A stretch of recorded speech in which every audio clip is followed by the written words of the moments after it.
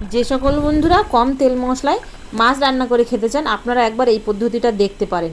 কাঁচা মাছের তো কোনো গন্ধও থাকবে না, সেই সঙ্গে কিন্তু অসাধারণ হবে খেতে। একবার আপনারা আমার মতো করে এইভাবে রান্না করে খেয়ে দেখবেন, আর অন্যকে খাইয়ে দেখবেন, কেউ বুঝতেই পারবে না যেটা কী খাচ্ছে।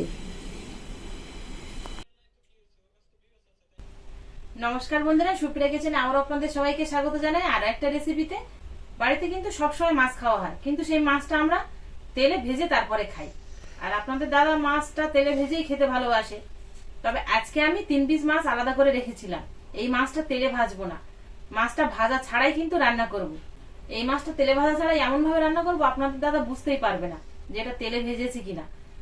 ভাবলাম আমি তো বাড়িতে বানাবো, সেই সঙ্গে আপনাদের সাথেও একটু শেয়ার করি। আপনারাও কম তেল মশলায় এই মাছ রান্নাটা করতে পারবেন, আর খেতে হবে কিন্তু দারুণ। আপনারা একবার পুরো ভিডিওটি স্কিপ না করে প্রথমের থেকে শেষ পর্যন্ত দেখবেন, আশা করছি আপনাদের ভীষণ ভালো লাগবে।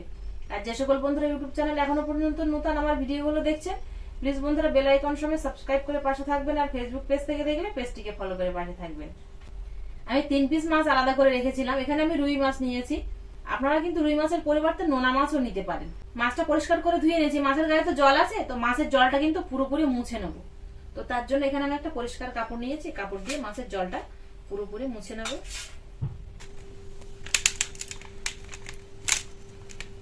এবার মাছের মধ্যে দিয়ে দেবো হলুদ গুঁড়ো, আর দিয়ে দেবো লবণ, আর দিয়ে দেবো 2 চামচ সর্ষের তেল। এবার এই উপকরণগুলো দিয়ে মাছটা খুব ভালো করে মাখিয়ে নেব। এবার এখানে আমি একটা ছিদ্রযুক্ত ঝাঁঝরি নিয়েছি, যেটা আমরা চপ পকোড়া ভাজি তুলি, তো সেইটা নিয়েছি। আপনাদের কাছে এটা যদি না থাকে, যদি কোনো তারের জালও থাকে সেটাও নিতে পারে। এর উপরে মাছগুলো দিয়ে নেব। এই সাইডে আমি হিটার ধরিয়ে দিয়েছি, এবার মাছগুলো পুড়িয়ে নেব। এইভাবে যদি আপনারা করেন তাহলে দেখবেন খুব কম তেলে কিন্তু মাছগুলো ভাজা হয়ে যাবে, আর মাছটা খেতেও দারুণ একটা টেস্ট আসবে। হিটার তো আগুন উঠছে, তো সেই জন্য একটু আমি নামিয়ে নিয়ে তারপরে মাছটা উল্টিয়ে দেবো।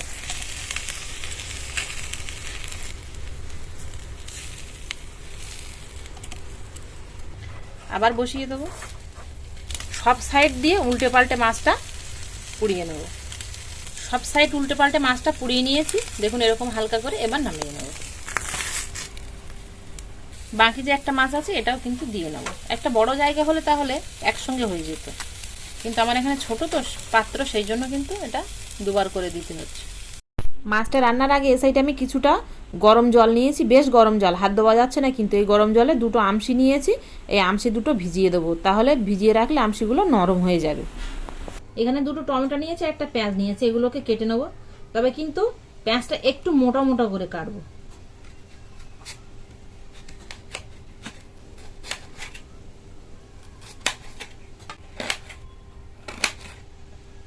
ঠিক এরকম মোটা মোটা করে পেঁয়াজটা কাটবো। এটা আপনারা আগাম ছাড়িয়েও নিতে পারেন, আবার কড়ার মধ্যে দিয়েও কিন্তু ছাড়িয়ে নিতে পারেন, তবে আগাম ছাড়িয়ে নিলে ভালো হয়। পেঁয়াজটা মোটা মোটা করে কেটে নিয়েছি, সেই সঙ্গে টমেটো কেটে নেব। টমেটোগুলো একটু ছোট ছোট করে কাটবো, খুব মোটা করে কাটবো না।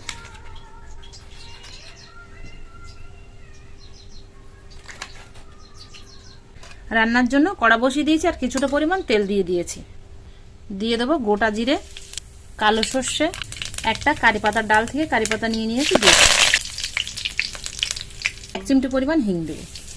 10-15 কোয়া রসুন দিয়ে দেবো, মশলা থেকে ফ্লেভার ছেড়ে দিলে। রসুনটা 1 মিনিট ভেজে নিয়েছি। এবার মোটা মোটা করে কুচিয়ে রাখা পেঁয়াজগুলো দিয়ে দেবো। পেঁয়াজটা একটু হালকা ব্রাউন কালার করে ভেজে নেব, 1 থেকে 1.5 মিনিট সময় নিয়ে। পেঁয়াজটা ভেজে নিয়েছি, তবে কিন্তু খুব কড়া করে ভাজিনি। দেখুন হালকা একটু ব্রাউন কালার এসছে পেঁয়াজ আর রসুনের মধ্যে, এরকম করে ভেজে নিয়েছি। এবার কেটে রাখা টমেটোগুলো দিয়ে দেবো। টমেটোটা দিয়ে মিনিট 2 একটু ভেজে নেব। টমেটোটা দিয়ে 2 মিনিট ভেজে নেওয়ার পরে টমেটোটা কিন্তু বেশ এরকম ভাজা ভাজা হয়েছে। এবার এর মধ্যে দিয়ে দেবো 1 চামচ আদা রসুন বাটা। এই মশলাটা দিয়ে আরও 1 থেকে 1.5 মিনিট একটু কষিয়ে নেব। আদা রসুন বাটা দিয়ে কিন্তু 1 থেকে 1.5 মিনিট কষিয়ে নিয়েছি, আর মশলা থেকে সুন্দর একটা গন্ধ ছাড়ছে। এবার এর মধ্যে আমি বাকি কিছু মশলা অ্যাড করব। দিয়ে দেবো হলুদ গুঁড়ো, ঝাল লঙ্কার গুঁড়ো, আমি শুধু ঝাল লঙ্কার গুঁড়ো দিয়েছি, আপনারা চাইলে এর সঙ্গে ঝাল লঙ্কার কাশ্মীরি লঙ্কার গুঁড়ো দুটো মিশিয়ে দিতে পারেন, তবে আমি ঝাল লঙ্কার গুঁড়ো দিয়েছি, এতে কালারও আসবে আর সেই সঙ্গে কিন্তু ঝালটাও হবে। যেহেতু আমি এর মধ্যে কাঁচা লঙ্কা ব্যবহার করিনি, 1 চিমটি পরিমাণ গোলমরিচ গুঁড়ো, 1/2 চামচ ধনে গুঁড়ো, 1/2 চামচ জিরে গুঁড়ো। এবার এই মশলাটা আগে 1 মিনিট একটু কষিয়ে নিই।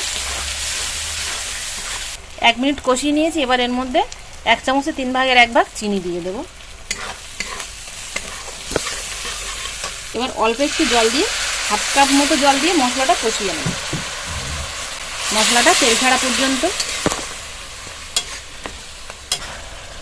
1 থেকে 1.5 মিনিট মশলাটা কষিয়ে নিয়েছি জল দেওয়ার পরে, আর মশলা থেকে দেখুন এরকম তেল ছেড়ে দিয়েছে। এবার এর মধ্যে পরিমাণ মতো লবণ দিয়ে দেব।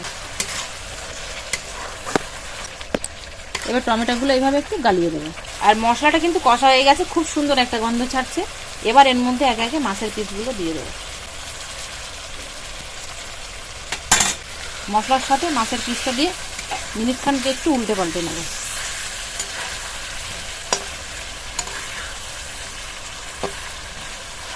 এবার এর মধ্যে ঝোলের পরিমাপে জল দেব। জল খুব বেশি দেবো না, হালকা একটু গ্রেভি গ্রেভি হবে এরকম। খুব বেশি জল দেয়নি, কিন্তু এখানে আমি 1/2 মগ মতো জল দিয়েছি, মাছগুলো সেদ্ধ হবে তো সেই জন্য। এবার এই পাশে যে আমশিগুলো আমি ভিজিয়ে রেখেছিলাম, ভিজে কিন্তু নরম হয়ে গেছে, একটু চটকে নেব। এভাবে চটকে নিলে এর থেকে যে টক স্বাদটা আছে সেটা কিন্তু পুরো জলের মধ্যে বেরিয়ে যাবে। একটু টক আমশি দেখে নেবেন, তাহলে খুব ভালো হবে, হালকা একটু টক টক হবে। আর আমশি যদি এখানে না থাকে তাহলে আপনারা তেঁতুলও নিতে পারেন, অল্প নেবেন সেক্ষেত্রে, খুব বেশি কিন্তু না, সামান্য মিষ্টি মিষ্টি টক টক হবে এরকম। জলটা দেওয়ার পরে ফুটিয়ে নিয়েছি 2 মিনিট মতো। এবার এর মধ্যে আমশির জলটা দিয়ে দেবো।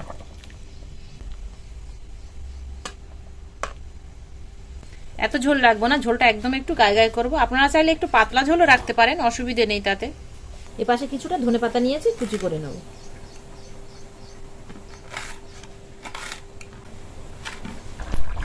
কাঁচা মাছের রান্নাটা কিন্তু প্রায় হয়ে গেছে দেখুন, আর ঝোলটা খুব বেশি রাখিনি আমি, ঠিক এরকম হালকা একটু ঝোল রেখেছি, একদম পাতলা না, বেশ একটু গাঢ় গাঢ়। আর দেখুন একটাও মাছ কিন্তু ভাঙিনি, সব সেইভাবে গোটাই আছে। এবার এর মধ্যে ধনেপাতা কুচি দিয়ে নামিয়ে নেব। রান্নাটা হয়ে গেছে।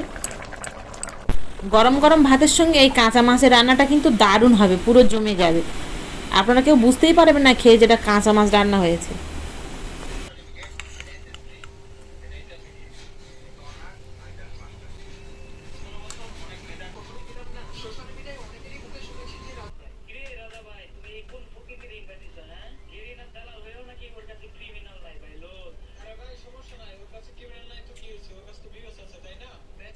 আর দারুণ টেস্ট হয়েছে। আপনারা একবার অবশ্যই, যে সকল বন্ধুরা কম তেল মশলায় আর কাঁচা মাছ খেতে ভালোবাসেন, আপনারা একবার এইভাবে রান্না করে খেয়ে দেখবেন। কাঁচা মাছের কোনো তো গন্ধও থাকবে না, সেই সঙ্গে কিন্তু দুর্দান্ত স্বাদের হবে।